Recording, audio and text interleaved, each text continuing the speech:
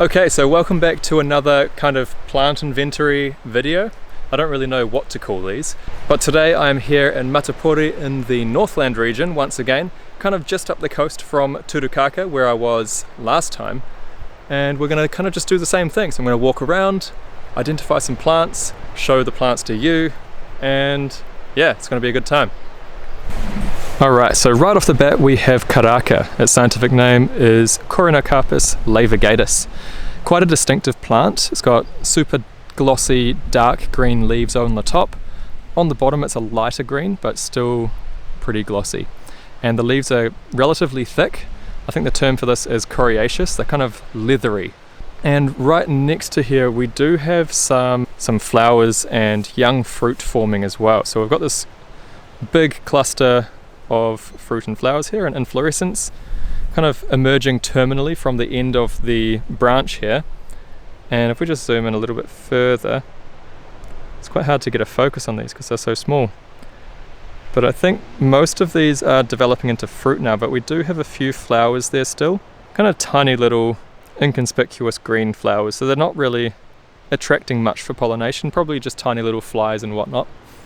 But that's pretty cool. These fruit will develop into quite large, maybe about finger to thumb size fruit, orange in colour and rather poisonous. Well, at least the seed in the middle is poisonous. I believe the fruit itself is edible, but just be careful with it. Right next to the karaka tree we do have a few puriri trees as well, and I believe I've already introduced you guys to puriri in the previous video, so I won't spend too long on this. One thing I don't know if I mentioned was the compound nature of these leaves. So this entire structure here is a compound leaf. So this here is the petiole. At the base here it branches out and then it diverts into 5 leaflets here. So each of these things that look like leaves are actually just part of that whole leaf. As usual with being on the coast, we have coastal 5-finger, Pseudopanax lawsonii, and another coastal species is kawakawa, Piper excelsin. So those are all typical species that you're going to see on the coast up in Northland, New Zealand. We better pay some respects to these plants that are growing on the ground that we tend to step over all the time. We have here is basket grass, so let's just zoom in a little bit. Scientific name is Oplismenus hirtalis, I believe. That's a bit of a mouthful and I probably butchered it, so I've got the spelling on the screen for you. Have a go at pronouncing it yourself. But that's it there.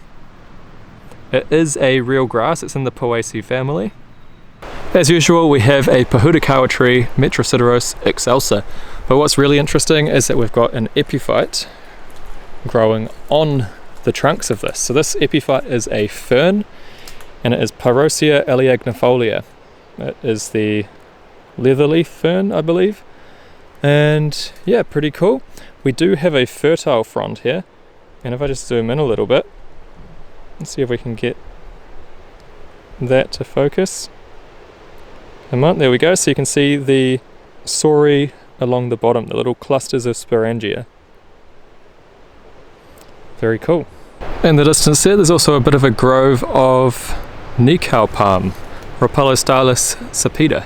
There's quite a few in there. There's a few more around the place. Okay, so here's one that threw me off for a little bit.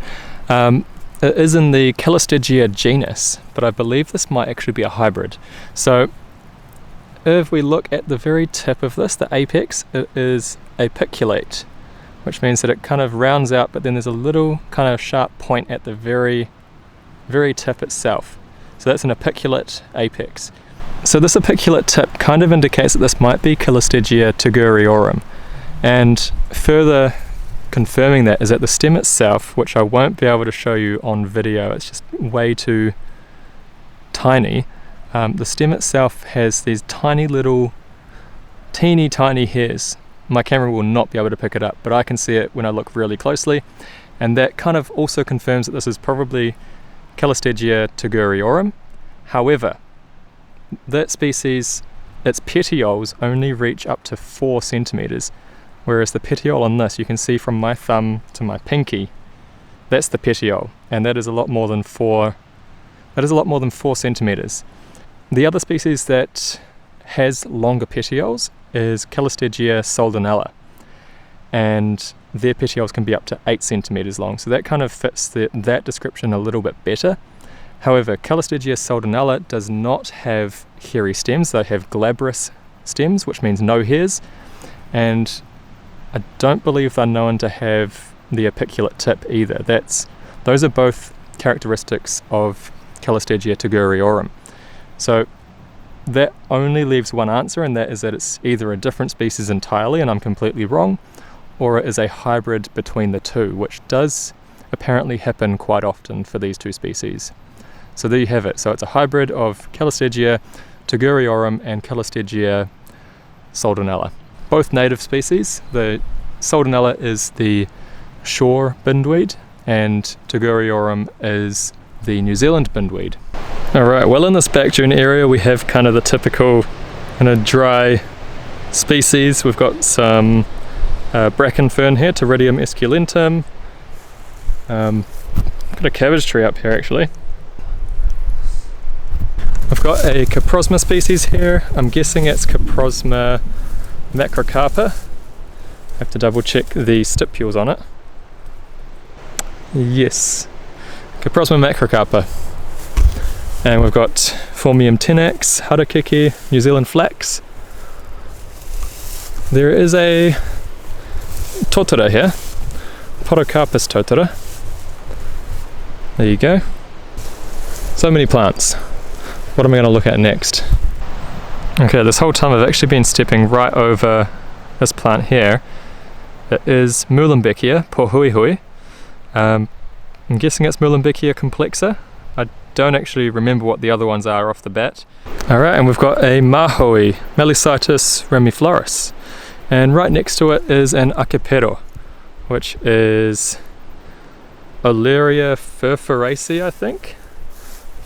I'm going to have to double check that. So typical of the Olearias, you've got the kind of green on the top and white, kind of brownish white on the bottom.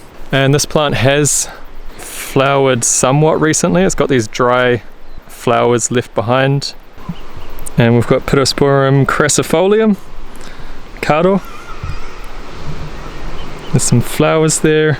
And the leaves, once again, just like the Acapero on the bottom, the leaves are white. Alright, well, we've got again Phacinia nodosa, the knobby clubrush. Let's see if I can hold that still. There it is. So that's the telltale characteristic of the species, just that tiny little kind of nodule of seeds or flowers near the end of the stem. So you can see that's the tip right there, and then the little cluster right below it. That's kind of the growth habit of this plant. So just lots of tiny little strands sticking up and these little seed heads at the tips. Okay, well, I found a flower of this Calistegia hybrid that I was looking at before, and this flower is confirming that it is indeed a hybrid between Calistegia tuguriorum and Calistegia soldanella, because soldanella has kind of more vivid pinkish purple flowers and this shaped flower as well, whereas tuguriorum has white flowers and kind of more deeply lobed petals as well. So this does look like a mixture between it, because there is a very slight tinge of pink or purple, but it is almost completely white. And as usual, we've got Manuka, Leptospermum, Scoparium, Hangi here, Geniostoma ligostrifolium, and the leaves are almost bullate here, which is a little bit unique, and tons of flowers emerging on the stems here as well. And red Matipouri, Mersenne australis. So I've got Sophora chathamica here, the coastal corphi. We do have around 6 species of corphi in New Zealand, and one of the easiest ways to tell which species this one is that Sophora chathamica has overlapping leaflets. You can see that the leaflets are quite crowded, and to further confirm this, you can also count the number of leaflets. Sophora chathamica has between 25 and 55 leaflets, whereas other species may have a number outside of that range. So, and of course there are a few other characteristics as well. Again, all of this is freely available on the New Zealand Plant Conservation Network, so feel free to look into that if you have a Corphi species that you're wanting to identify. Here's another fern, Dudia australis. We saw this in the last video, so I won't spend too much time on it. We've got a kohi leaf here, Dirimachiton spectabilis. Great big compound leaf made up of these leaflets. So we've got Coprosma arborea here, so this is the tree Coprosma. It is just a young one, so the leaves are quite small, and this can also get confused with Coprosma spathulata. However, Coprosma spathulata branchlets are roughly hairy, whereas this is smooth. So that's the easiest way to tell the difference there. And again, we've got Clematis paniculata, Pua whananga. Alright, and we've got Coprosma areolata yet again, and Leucopogon fasciculatus. This is tall mingi. We've also got a fantail flying around in the background there, catching bugs. And yet another Coprosma. This is Coprosma rhamnoides, right below another Coprosma arborea, just to show some variation there. And I'm being watched by quails. These ones are very tame. Usually they run away. I mean, I suppose they are running away, just slowly. Why are you not scared of me? I don't understand. So I found some flowers of the Leucopogon fasciculatus. Tiny little flowers yet again. A lot of the flowers in New Zealand are tiny little green or white flowers, because they're mostly pollinated by little flies. I spotted a lone hound's tongue here, Zealandia postulata. Another fern for you. There's a pipit on the fence. New Zealand pipit. Don't know the scientific name for this one, but I'll put it on the screen for you.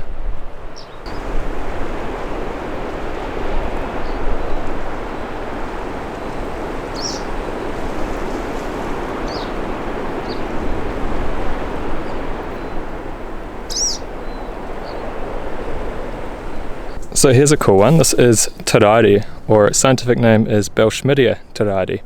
And yeah, super kind of rigid leaves that are curved downwards, and the underside is kind of a hairy white. And also the new growing leaf buds are kind of like a brownish colour and covered in tomentum, which is hairs, the fancy word for hairs. So I just saw two stoats run across the path in front of me. I thought I had my camera recording and I was pointing it straight at them, but I realised I'd messed up and I ended up pressing the stop recording when I thought I'd started recording, and then I started recording at the end after I'd already seen them. So that was a bit annoying. But two stoats, not ideal. Either the trapping isn't very successful out here, or the trapping isn't currently being done, because I mean there are traps. It's definitely traps, but stoats are pretty tricky to catch because they don't like new things. So as soon as they see kind of like a square box, they're going to avoid it at all costs. I suppose that's the problem. But two stoats at the same time doesn't bode well for this area, but yeah. Anywho, we do have a new species here. So this is Tawapo, or Planchinella costata. I think that's the scientific name for it. So that's pretty cool. So this is a very distinct leaf. You can see very prominent secondary veins on this leaf. If I tilt it just right in the light, you'll be able to see that the secondary veins are quite obvious and all very kind of parallel. So yeah, that's Planchinella costata. So we've got a cluster of astelias here. There's a few over there as well, some astelias. But usually these are epiphytes, so they would be up in the trees, but clearly they have fallen down or just decided to grow on the ground for whatever reason. I couldn't tell you for certain which species this is. My best guess is Astelia hastata, but I don't know, there's no flowers or anything. And here I've found some fruit of the tawapo. So that's pretty cool. I don't think it's ripe yet. I don't actually know what colour it goes when it ripens. There you go, so that's where the Astelias are meant to be growing, is up in the trees as epiphytes, but sometimes they just fall out of the trees, I guess, and continue growing on the ground. That's why they're called widowmakers, because they drop out and they could very easily land on someone and kill them. It's a bit grim to think about. Well, here's another Metrosideros species. This is Metrosideros perforata. I don't think I can actually manage to show you the undersides of these leaves. Let's just grab one. Sorry plant, but it's for science. There we go, so that's the underside there, covered in little pores. So yes, this tiny-leaved climbing vine is in Metrosideros genus, which is the same genus as Pohutukawa. When you see the flowers, you would understand why they're closely related. Pretty much a smaller version of the flowers, though I think these ones have white flowers, but the same kind of shape as Pohutukawa. Alright, well we've got Cyathea deobata here, silver fern or ponga. Actually, I think the scientific name changed. It's Alsophila tricolour now, isn't it? Oh yeah, there you go. New Zealand silver fern. Okay, and we've got a ngaio tree here, Myoporum laetum. Here's another angle. Hopefully you can actually see the little spots on the leaves of this one. Okay, we've got another fern here. This is Asplenium oblongifolium. Saw this at the last place as well. Okay, this is a pretty cool find. This is Peperomia erveliana. This is in the Piperaceae family alongside Kawakawa. So exact same family as Kawakawa, the pepper family. And yeah, Peperomia. You may know it from the garden centre with the more exotic varieties that people put in their pot plants, but this one's a native one. Alrighty, well here is Hauhere, or Hauheria popolnia. It's in the Malvaceae family, and yeah, pretty cool, quite distinct. You may get it mistaken for mako. Can't remember, Aristotelia serrata. They both have similar shaped leaves, but mako leaves are opposite, while this one has alternating leaves, so there's one leaf per node. Okay, and we've got another fern species. This is Adiantum hispidulum, the rough maidenhair fern. And we've got the puka tree, Merita sinclarii. These big whorls of leaves at the ends of their branches. Quite a unique species. And a very heavily flowering turepo. So it's got these gorgeous orange flowers. And a cool thing about the leaves is that the leaves are what we call scabbard, and they kind of feel like sandpaper. So there's tiny little kind of stiff, sharpish hairs, and it makes it feel like sandpaper when you rub your finger on it. Well, hopefully you can hear me over the sound of the lawn mower in the background. I've found another conifer. We've got Phylocladus trichominoides, the celery pine or tanikaha. Quite a unique species, if I do say so. So this is quite a cool find. This is Parsonsia heterophyllus, the New Zealand jasmine. I found a few seedlings around the place, and then I found some larger ones that are actually climbing up some other plants, so it's pretty cool. And I've also just found a Porokyphore, Hidecaria arborea. It's the first one I've actually found here, which is a bit of a surprise. Usually see them all over the place, but... And we've got a supplejack here, Ripogonum scandens. I can't get much closer, so you just have to trust me that that's what it is. Alright, well this one isn't a plant. I believe this is Tawaka, Cyclocybe something or other. I don't know my mushrooms that well, so if you know what this is, please leave a comment and let me know. Pretty cool though, it's growing out of a Toraire tree, if that helps with identification. But yeah, I'm pretty sure it's Tawaka. I think I'm going to finish up after these two plants. I've been botanising for hours and I need to go home and have some lunch.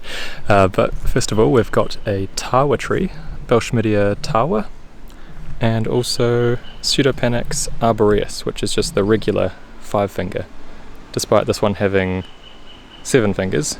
It is indeed the 5-finger species. Yeah, it's definitely not Schefflera digitata. The reason it's not Schefflera digitata is that the margins are far too deeply toothed, because Schefflera digitata has much finer teeth along its margins. But otherwise, same family of plants. Yes, I totally forgot to film an outro. I hope you enjoyed coming along with me and looking at plants together. That's all for today. I will see you in the next one.